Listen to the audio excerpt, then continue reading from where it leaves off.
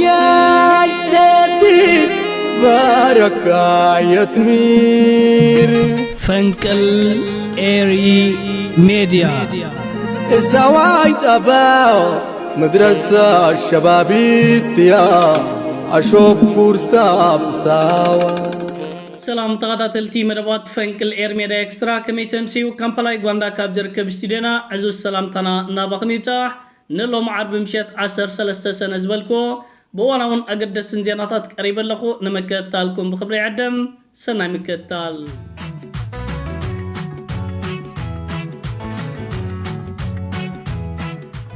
كبرى تغطاتلتي بتي كداماي نوريو أقدس زعبا مس انفلم بغدتا مسكونتات إيتيوبيان مسهاجرنا إيرترات تعيزو اتي سخرام جنرال زخونة برهانو جلا لومي زرباتاتن مدرتاتن كهب تعزيبنا لنا ازي فيديوتات بسفح لومي مستزرقها أبز بإيتيوبيا حيال قطع فتيرو يركبالو برهانو جلا نسبي إيتيوبيا كوار تسمع يركبالو تا فيديو نابخم كبلان كتات الله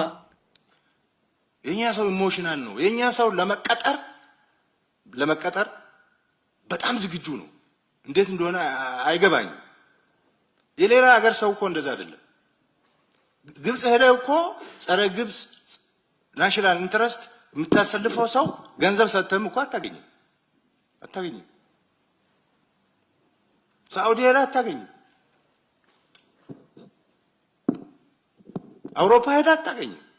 ቻይና ራሽያ ጃፓን ሄዳ አታገኝም የኛ ግን በጣም ተቀጣሪ ነው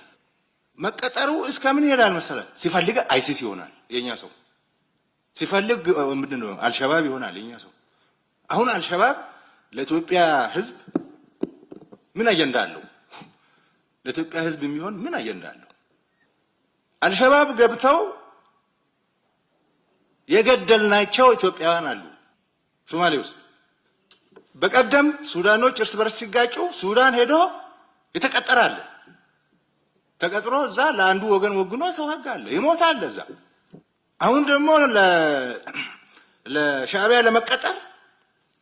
ያለው ሽሩጉድ ሊነግራችሁ አልችልም كبرى تغطاتلتي كم زابز فيديو كن عزبان كن كتاتلون زتنحنا برهانو جلا بجاتن مستن دنزيزيو كم زعينة مدارتات كهب تسميعو زركب زلو أموخا نهزبخا كم زجيركا أبقنمي مراغبتاتن حفاشن متيقا كتوارد كابز زعبي حسرتن وردتن يلن هزبي إثيوبيا بوليتيكانياتات نايت هاجر كمون أكتيفيست نايت هاجر إذ برهانو جلا زت تزاربو زرباتات نهزبي إثيوبيا زي متن نتهاجر كا زوار ديزبل قبر ملسي إنها بيهم زركب زلو هزبي إثيوبيا كابت انت تجميرو بزت فلالي جنزب النات عصبة أنتار هزبون هاجرون كسرح تانيحي قبلنا تانيحي برهانو جلا مس قبتي مس صومال مس الشباب أبز حج ساعات كا مش شعبيان مس إيرتران سرحو تعرف دف زوفلو هزب اللونا كبليو كزارب تسمعو كابز زعبي نهزبخا مورادن نهزبخا أبعداقا بحسرة مورادن زخف وردتن سعرتن يلن كم بعال برهانو جلا تمال زبالو زي زكرو جنرالات نايت هاجرجن نعمر راخبيتات ممتا كم زيلوم كقعرون كزاربون نعوم زحفر ايكونان بترقاقام اوان إذا جنرال نعمر راخبيتات ممتا مكل قال نايت هاجر أبزل على بقعات كم زلو كسبقن مدارتات كهبت أنحنا لون أبتهاجر زلوش أو كنتات عقلو سلزت أبوليو نايت مالي فخراتات رسعو حجن هزبو كم زعينت كستاتن وغساتاتن زقرب زلو كم زعينت نقرات كمت انكلو نعناني إيرتراويان في الشيخ زبليو انتن هزبي إثيوبيا حيال وتعفت إرولوم يركبالو برهانو جلا نقول بحرن أفدق بحرن زملكتون حدا زدنتون زقرمن زربات زاريبو يركبالو كيح بحري ناي حباريو مس إيرتراويناقا بحبار كنت كمال اللي جلنا نمنكس إيرترا بحبار كن سرحل إنايلا تزاراريبنا منكس إيرتراغن كيف كدل ناي كألن النابلة كلف لفوان تسمع له اتا فيديو نابخم كبلان كتات الله ኤርትራ ሳይቀር ጋብዘናል አብረን እንስራ ብለናል ባህር ለሁላችን ይሁን ብለናል የ20 አመት ፍጥጫ ይቁም ብሎ መንግስታችን የነበረውን ቁርሾ በመፍታት ወደ ልማት ወደ ኢንተግሬሽን ወደ ጋራ ተጠቃሚነት ወደ አብሮ መበልጸግ እንድንገባ ኤርትራን የሚጠቀሙ ጥቅም ካለ ከኢትዮጵያ እንዲጠቀሙ ኢትዮጵያም ከኤርትራ እንድትጠቀም በጣም ሰፊ ስራ ተለፍቷል በጣም ባልተለመደ መንገድ የኤርትራና የኢትዮጵያን ግንኙነት ለመፍታት መንግስታችን ረጅም ርቀት ሄደዋል፣ ግን አልተሳካም። አብረን እንጠቀም ነው እንጂ የባህር በር ይዤ እናንተን እንደፈለኩ ላርጋችሁ የሚል አስተሳሰብ ስላለ እንደዛ ሳይሆን በጋራ እኩልነት ነው፣ በጋራ ተጠቃሚነት ነው። የሆነ ቁልፍ መሳሪያ ይዘህ በቁልፍ መሳሪያ ይሄን ሁሉ ማህበረሰብ ለማሽከርከር መሞከር ልክ አይደለም የሚል ነገር ሲመጣ አሁን ኩርፋያ መጥቷል። መወራጨት ክቡራት ተኸታተልቲ ከም ዝክንከታተሎን ክንዕዘቦን ዝፀናሕና እዚ ሰኽራም ጀነራል ናይዚ ሰብ እዚ ዝብሎን ዝዛረቦን መወዳእታ ዝበሃል የብሎን ንባሕሪ ኤርትራን ንቀይሕ ባሕርን ናይ ሓባሪ ክብል ክዛረብ ክትሰምዖን ከለኻ እዚ ሰብ እዚ ብዛዕባ ኣብ ገዝኡ ዘሎ ፊስቶን ማይን ድዩ ዝዛረብ ዘሎ ስዋላስ ብዛዕባ ቀይሕ ባሕሪ የጠራጥረካ? እቲ ቀይሕ ባሕሪ ቀይሕ ባሕርና እዩ፣ እቲ ወደባት ናይ ኢትዮጵያ ባሕሪ ትበል ኣፍ ደገ ባሕሪ ትበል ኣብቲ ማያት ኣይምልከታኒ። እቲ ማያት ከም ዘይምልከታ ከዓ ካብዚ ሰኽራም ጀነራል ጀሚርካ ነፍሲ ወከፍ ኢትዮጵያዊ ጽቡቕ ገይሩ ዝፈልጦ ሓቅታት እዩ። ህዝቢ ኢትዮጵያ ንኩናትን ወረብ ኩናትን ዝብል ፃውዒታትን ነጋሪት ኩናትን ጎስጓሳትን ክቕበሎ ስለዘይከኣለ ጥራይ ናብ መራኸቢታት መፂኻ ናይ ውሽጢ ሓርቃን ከምዚ ጌርካ እንተውፃኻዮን እንተርገፍካዮን ኣብ ባይታ ዝቕየር ኩንነት ከምዘየለ በዛ ኣጋጣሚ ክነዘኻኽር ንፈቶ። ናይ ብርሃኑ ጁላ ክልተ ዝተዘርግሓ ቪድዮታት እታ ሓንቲ ንህዝቢ ኢትዮጵያ ዝቆጥዐት እዛ ሓንቲኻ ንብዙሓት ሰባት ተዘራርብን ተስሓቁን ኮይና ዝርከብ ዘላ እዚ ዝመስል ናይዚ ሃገር ጉዳይ መወዳእታ የብሎን።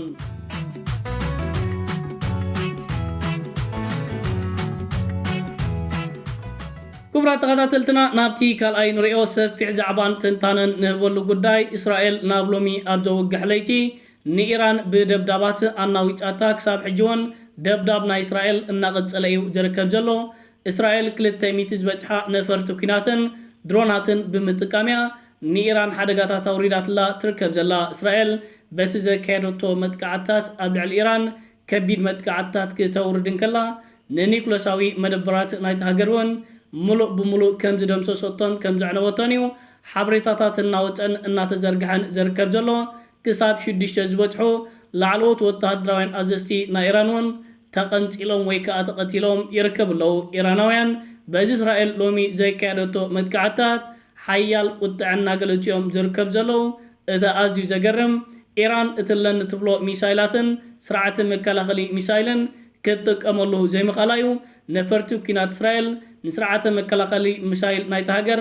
ኣቐዲመን መጥቃዕትታት ምክያድን ንሰማያት ናይቲ ሃገር ከም ድሌተን ከዕንድራሉን ከሓርሶኦን ተራእየን። ሎሚ ኣማሲኤ ግን ስርዓተ መከላኸሊ ሚሳይል ናይ ኢራን ስራሓቱ ጀሚሩ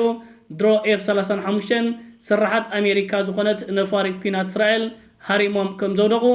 ሓበሬታታት እናወፀን እናተዘርግሐን ይርከባሎ። ቅድሚ 30 ደቃይቕ ኣቢልዎን ሚሳይላት ናይ ኢራን ድሮ ኣብ ውሽጢ እስራኤል በፂሑ እስራኤልካ ንዜጋታታ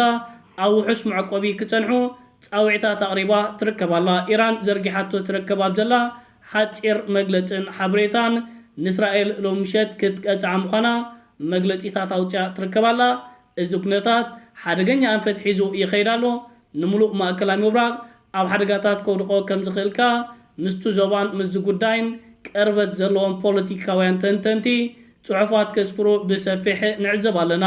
ብዙሓት ሓያላት ሃገራት ዓለም እዚ እስራኤል ኣብ ልዕሊ ኢራን ዘካየደቶ መጥቃዕትታት ንዓለማዊ ሕግታት ዝጥሕስን ካልእ ሓደገኛ ሳዕቤናት ከኸትል ምዃኑ መጠንቀቕታታት ከውፅኣ ይረኣያ ኣለዋ።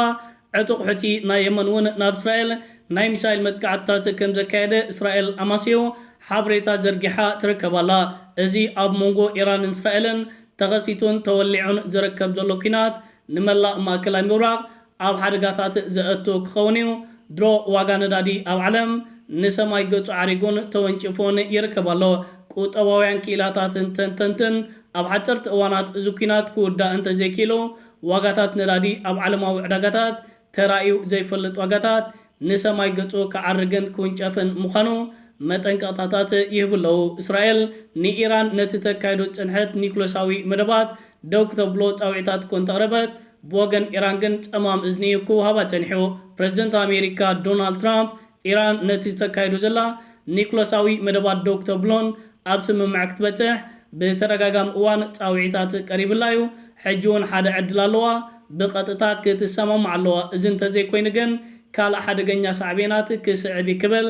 ዶናልድ ትራምፕ ነቲ እስራኤል ዘካየደቶ መጥቃዕትታት ብተዘዋዋሪ መንገዲ ደገፉ ርእዩ ይርከባሎ ጸሓፊ ሚኒስትሪ ጉዳያት ወጻኢ ናይቲ ሃገር ማርኮ ሩቢዮ ኣብ ገጻ ትዊተር ኣብ ዘስፈሮ ጽሑፍ እስራኤል እቲ ኣብ ኢራን ዘካየደቶ መጥቃዕትታት ደው ንኽተብሎን ከይትፍጽሞን ተደጋጋሚ ጻውዒታትን ለመናን ኣሜሪካ ከም ዘካየደት እስራኤል ግን ነቲ ኣሜሪካ ዘካየደቶ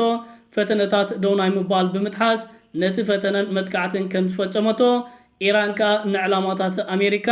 ዝኾነ ይኹን መጥቃዕትታት ከይትፍጸም መጠንቀቕታታት ሂብዋ ይርከባሉ ዓለምና ናብ ካልእ ሓደገኛ ኩናት ተሰጋጊራ ትርከባላ ንዘሎ ምዕባለታት እናተኸታተልና ናባኹም ክነቕርቦን ኢና ክቡራት ተኸታተልቲ ፈንቅል ኤር ሜድያ ኤክስትራ